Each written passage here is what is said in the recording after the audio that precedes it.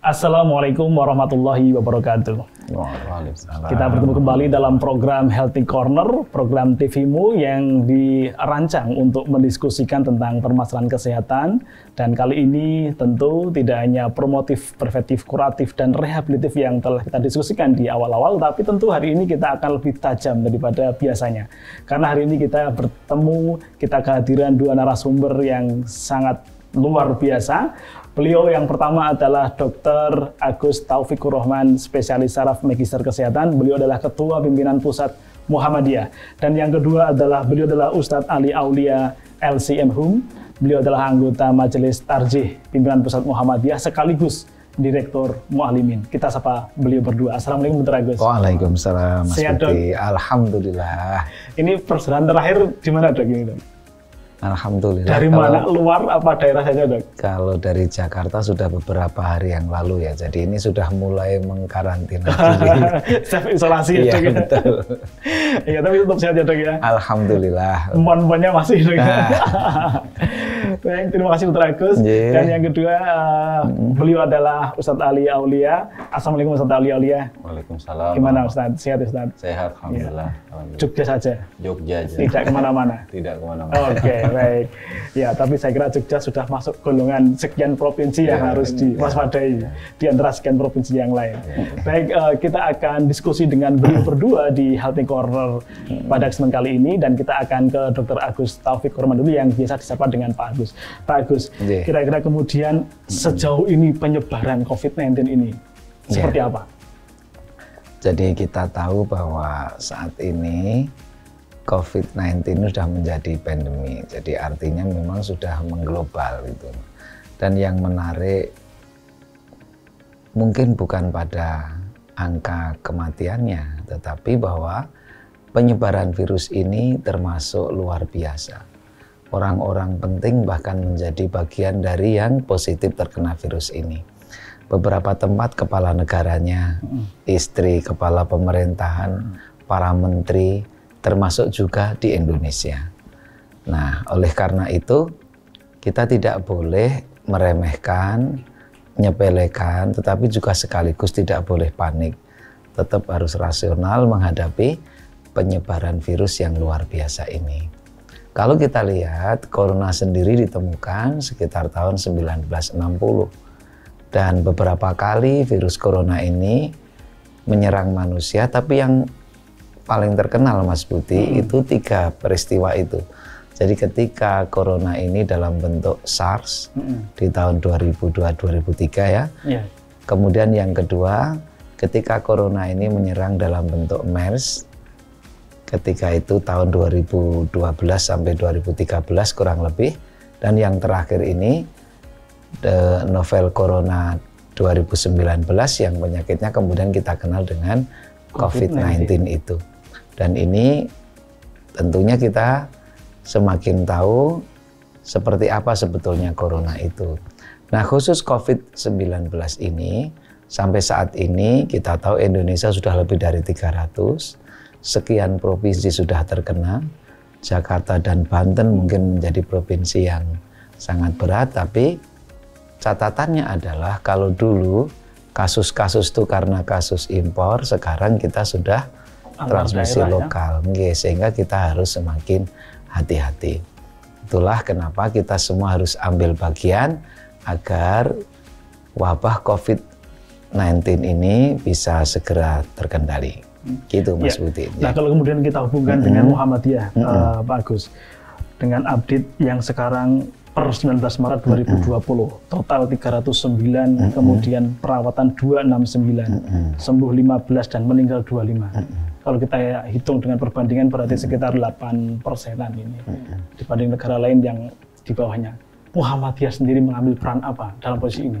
Ketika awal Maret Presiden mengumumkan 2 WNI yang mengalami positif corona, kebetulan hari itu pimpinan pusat ketemu dengan Presiden. Profesor Haidar Nasir sudah mengatakan bahwa rumah sakit kita siap ambil peran untuk penanggulangan COVID-19 ini. Waktu itu beliau sampaikan 15 rumah sakit siap menjadi bagian dari negara ini untuk menjaga agar masyarakat bisa terlayani dengan baik. Dan alhamdulillah setelah kita lakukan analisa, 20 rumah sakit kita ikut ambil bagian dan beberapa telah merawat pasien-pasien, bahkan beberapa PDP masih dirawat di rumah sakit kita ini. Dan tentunya ini bagian dari peran Muhammadiyah untuk umat dan bangsa. Memang sejak awal kalau pelayanan kesehatan bagi Muhammadiyah ini, sejak awalnya memang spiritnya adalah PKO. PKO ini adalah penolong kesengsaraan umum. Maka ketika ada problem umum, Muhammadiyah harus ikut ambil bagian dari dakwah Muhammadiyah itu. Nah, saat ini rumah sakit itu telah kita siapkan, dan bahkan beberapa rumah sakit harus menambah ruang isolasinya karena di tempat tertentu mendapatkan kiriman pasien lebih dari kapasitas yang ada. Tapi ketika kita mau merujuk ke rujukan utama, ternyata di rujukan utama juga sedang penuh. Maka akhirnya rumah sakit kita yang harus menjadi tempat perawatan. Dan tentunya ini membutuhkan tidak hanya sumber daya manusia, tapi juga fasilitas pelayanan rumah sakit yang harus kita penuhi. Nah, beberapa rumah sakit itu termasuk di Jogja, ketiga-tiganya pernah merawat pasien PDP atau yang kita sebut pasien dalam pantauan itu. Tetapi di beberapa rumah sakit yang lain, Jawa Tengah, Jawa Timur, Jakarta, ternyata juga punya pengalaman yang sama. Sehingga peran kita ini terus kita tingkatkan. Beberapa bahkan telah melakukan komunikasi bagaimana ketika wabah ini terus berkembang, pilihannya adalah menambah ruang perawatan yang memang disediakan untuk menangani pasien dengan COVID-19 ini. Demikian Pak Budi. Selain rumah sakit tentu ada majelis dan lembaga yang lain di Muhammadiyah. Lalu kemudian bagaimana Muhammadiyah mendorong agar majelis dan lembaga juga berkontribusi untuk bersama-sama dalam penanganan ini, Dr. Agus? Jadi Muhammadiyah ketika positif WNI diumumkan oleh pemerintah, Muhammadiyah terus mengambil kebijakan membentuk satgas khusus yang kita sebut dengan MCCC. Muhammadiyah COVID-19 Command Center. Dan ini melibatkan lintas majelis, lembaga untuk menyusun kekuatan, dan dia memimpinkan seluruh program penanganan COVID-19 ini yang dilakukan oleh Muhammadiyah. Dan menariknya, ketua MCCC ini sendiri sesuai dengan nama virusnya yang kita tunjuk adalah Dokter Corona itu. Nah, jadi beliau Dokter Corona sebagai ketua, kemudian didukung beberapa teman aktivis dari lintas majelis yang memang berperan dalam rangka penanggulangan COVID-19 ini. Karena menanggulangi COVID-19 ini tidak hanya berbasis rumah sakit, lebih-lebih kepada di problem masyarakat itu akan lebih banyak lagi dan itu butuh sentuhan. Kita juga melibatkan majelis tarjih, majelis tabligh, karena nanti dalam kegiatan keagamaan, majelis tabligh dan majelis tarjih inilah yang memiliki otoritas di Muhammadiyah untuk membuat tuntunan, bimbingan, dan tentunya nanti MCC akan menyalurkan bimbingan-bimbingan itu.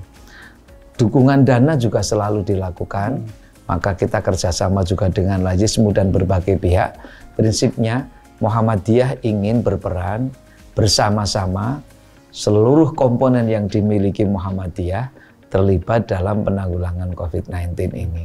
Termasuk di pendidikan Pak Putih. Karena kita tahu sekian sekolah kita, sekian perguruan tinggi kita, itu juga harus menjadi bagian dari upaya pencegahan wabah COVID-19 ini. Ya, baik, menarik ini. Ketika tadi Dr. Agus menyinggung mengenai peran majelis tarjih. Ustadz Ali, jadi majelis tarjih ini salah satu yang punya peran sentral. Kira-kira bagaimana kemudian majelis tarjih mensikapi kondisi sedemikian rupa di Indonesia, terutama terkait perkembangan COVID yang tadi disampaikan oleh Dr. Agus.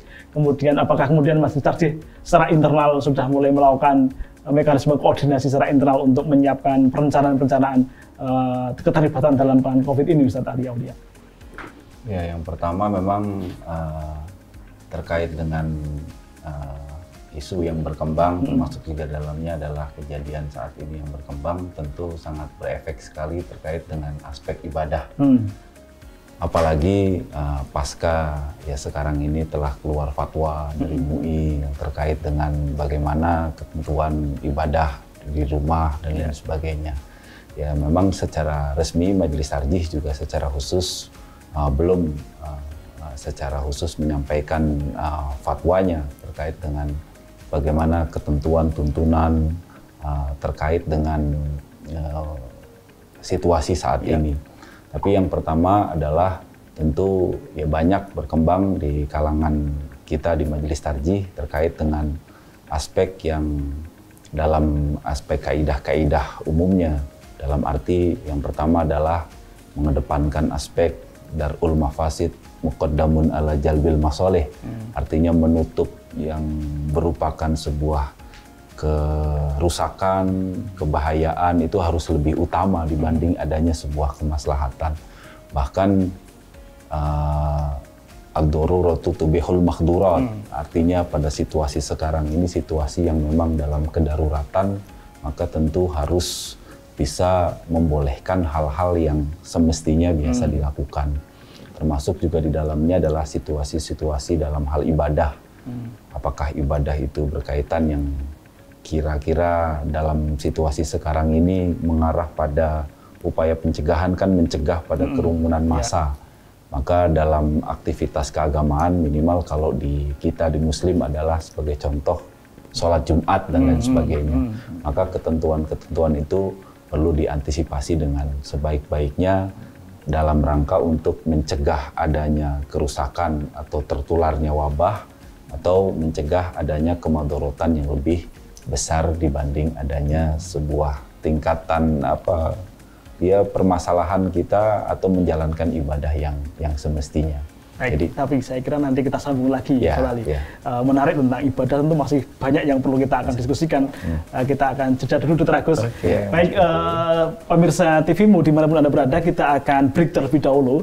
Dan saya kira semakin menarik diskusi kita, terutama terkait dengan peran Muhammadiyah secara terintegral dengan majelis dan lembaganya, kemudian bagaimana kemudian mekanisme pola keberibadahan yang nanti menjadi bagian dari yang akan dilakukan oleh para umat dan jamaah di Muhammadiyah secara khusus dan masyarakat secara umum. Kita akan kembali selepas yang satu ini.